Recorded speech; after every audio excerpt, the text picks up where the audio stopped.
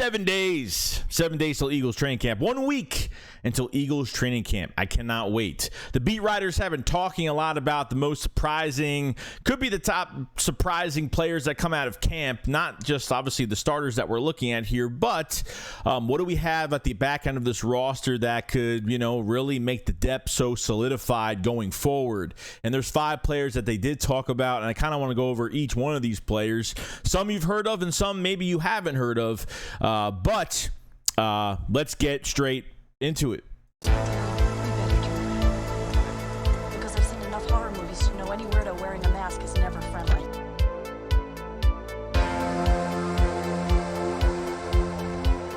7 more days left, guys, and we are gonna be we are gonna be watching how this depth chart is going to be created over time. And guys, remember, in August, when all this is said and done, I forgot what date it is. I have to look at the date again, but at that time, the Eagles have to cut the roster in 1 day from 90 to 53. So it's going to be a lot of tough decisions. We used to have like 3 different dates for cutting the roster.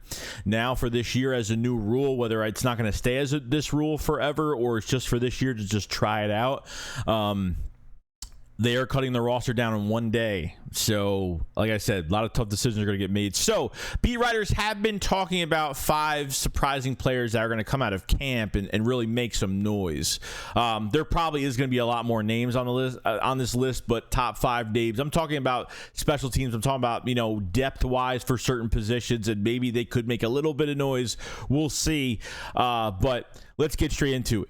Now, and actually, number 1 on the list, we've talked about a million times, and that's Devon Allen. Obviously has done the Olympics, has done his off-season stuff, has the Grand Prix that he's done, the extra work that he puts off the field when it's not football, when he has other time to do other things. Now, it wasn't like a couple weeks ago, Devon Allen ended up getting a calf injury during one of his races.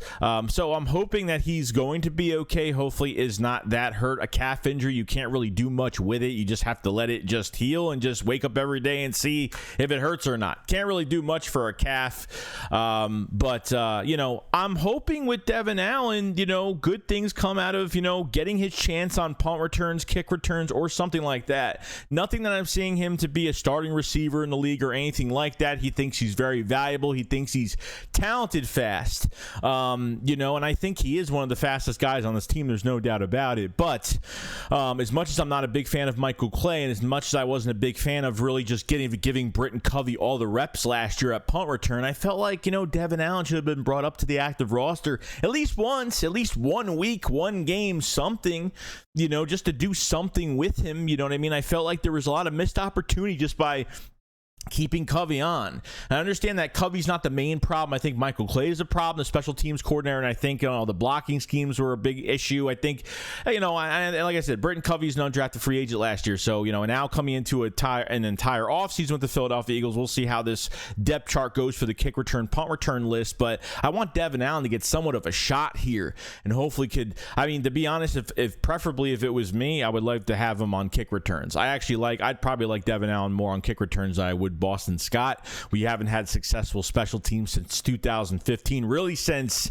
Josh Huff and Darren Sproles. I mean, that's really how long it's been since the Eagles really have been good in that area. It's the third part of the game, and look what happened in the Super Bowl. You kick middle of the field and can't defend it. You got to have good special teams, whether you're kicking the ball off or whatnot. You got to have good. I just felt like this special teams coordinator really hasn't put the right combination of guys on the field. Devon Allen gets another shot here. And, we'll see what happens. But this is a guy who hasn't really played since 2016. He's 28 years old right now. He hasn't played really since college. He hasn't been on the field. He hasn't had an actual in regular season NFL snap ever. I think he's only played in some preseason games in the past, not barely even that. You know what I mean? So, like I said, 28 years old, and, just want him to do better, and hopefully we get something good out of it. So Devon Allen is definitely one I can agree with. That could be on the list of guys that could surprise us. So we'll see.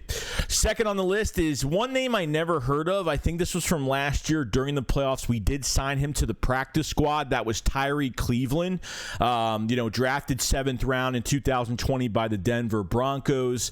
And interesting enough, I had to read some stuff because I didn't really know much about him. But besides Devontae Smith, A.J. Brown, Quez Watkins, and probably Zacchaeus, I think he's one of the most, at least right now, they've kind of like related him to Deion Kane, and he's got some NFL experience. I think he's the most experienced out of the rest of the guys that are coming in right now. You have a lot of undrafted free agents that have played with Jalen Hurts at wide receiver as well. But at 6'2", 209 pounds, not only does he have starting experience, but he has been a kick returner for the Broncos as well. He averaged, I think, 21 yards. I think he averaged 21. He had 12 kicks. He averaged 12 kicks, 252 yards, averaging 21 yards a carry on the kick returns in 2020 and 2022.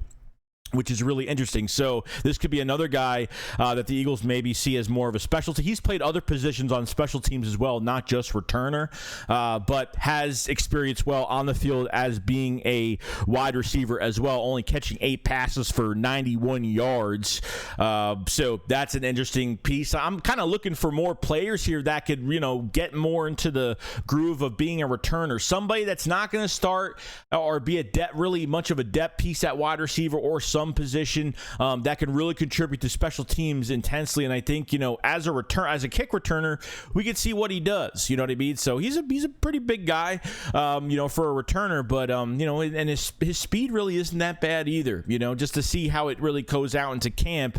This is another guy on the list I had to look up because I had no idea who this guy was until I looked at the name, and then I saw reports that the Eagles did sign him during the playoffs on the practice squad last year, which was pretty cool. So Tyree Cleveland, definitely another name to definitely look for. And hey, you know what? A new face, coming to a team that has a lot of experience, on-field experience. Like I said, other than Zacchaeus, Quez, A.J. Brown, Devontae Smith, I think he has the most experience out of everybody. But it doesn't mean he's going to make the team, but at least, the experience is there, which is pretty good. Number 3, Trey Sermon. I think this name was flown around a million times, even last offseason. I remember last offseason during camp, the Eagles tried to trade for Trey Sermon. They tried to trade for a running back last offseason. And, he just...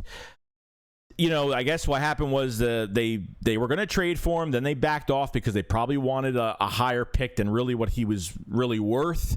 Then he went off waivers. The Eagles picked him up. They used him for 2 games, and that was pretty much it. I mean, they used him for 2 games or 1 game? I think only 1 game last year. I forgot. I think he played in that Jaguars game for 2 steps. I think he was only in 1 game, to be honest. I'm trying to remember. I think that's it.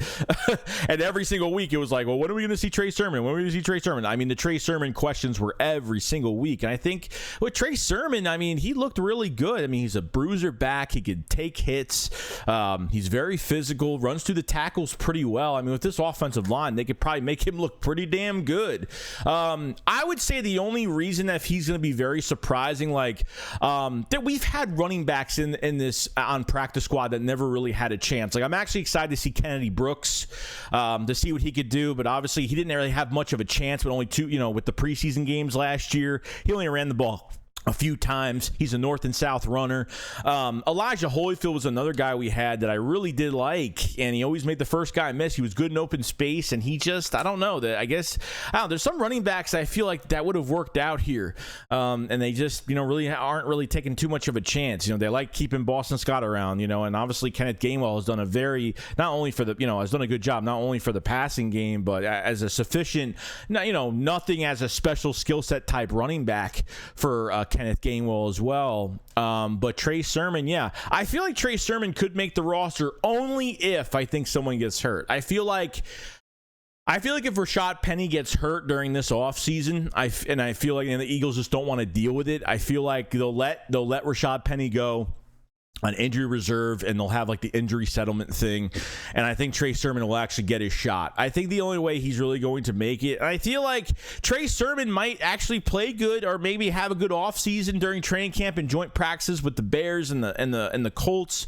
but the problem I'm having is even if he shows something, I feel like the Eagles are not going to go into his direction regardless, because they already traded for DeAndre Swift, which will probably be our focal point back, and Rashad Penny missed a lot of games last year. He only played about 5 5 games, and you only got him for $600,000 for the year. That's why he was really cheap. But you keep those guys healthy, and watch out. The Eagles could have probably one of the best running back cores we've seen in a long time, together as a unit.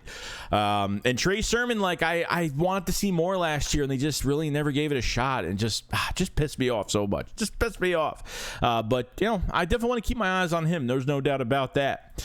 So fourth on the list is Joseph Nagata, or Nada, you say his name, from Clemson, wide receiver, undrafted, 6'3", 224 pounds. Okay, this isn't A.J. Brown. Okay, this isn't A.J. Brown in open space. Don't think you're getting some type of a guy like this. But the issue that I have going into this year with the receivers is that what if A.J. Brown goes down? What if Devontae Smith goes down? Who do you have, especially as for a big receiver? And the Eagles actually brought in a few big receivers on this roster. And the Eagles, he's the highest paid undrafted free agent going into this camp. $230,000 for the year. That's what I think. That's the maximum of what they could pay the highest guy.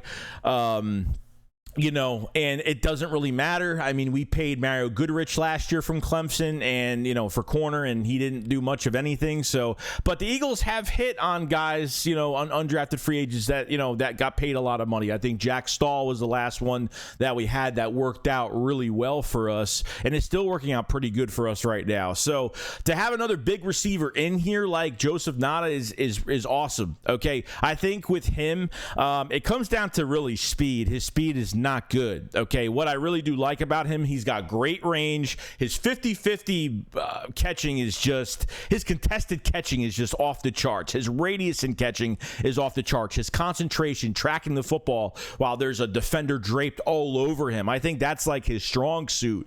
And I absolutely like him a lot. I do like him a lot. So, like I said, you're not getting another A.J. Brown in the building. He's not fast. He's not going to make a whole bunch of guys miss, but concentration, and the guy can catch anything thrown his way. I mean, you throw to him here, there, it doesn't matter where you throw it, he catches it. And watch a lot of highlights on him, watch a lot of games on him, you'll see like what he does. And he's got size to him, which is good, like I said. So to have him as depth would be interesting. I don't know. I think if I'm looking at the wide receiver core right now, who are they really keeping going forward?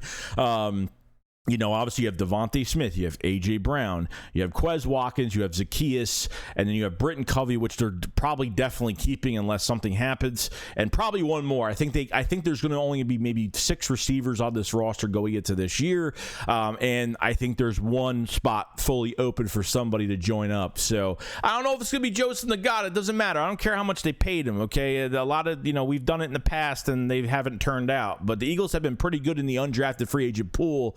For the past few years, I thought they've done pretty good at signing guys and working out as a role-playing piece for the offense or whatnot. So if you need a guy like this, I actually can't wait to see this guy actually play even the preseason or some of the joint practices or something like that. Hopefully we see his name pop out a lot.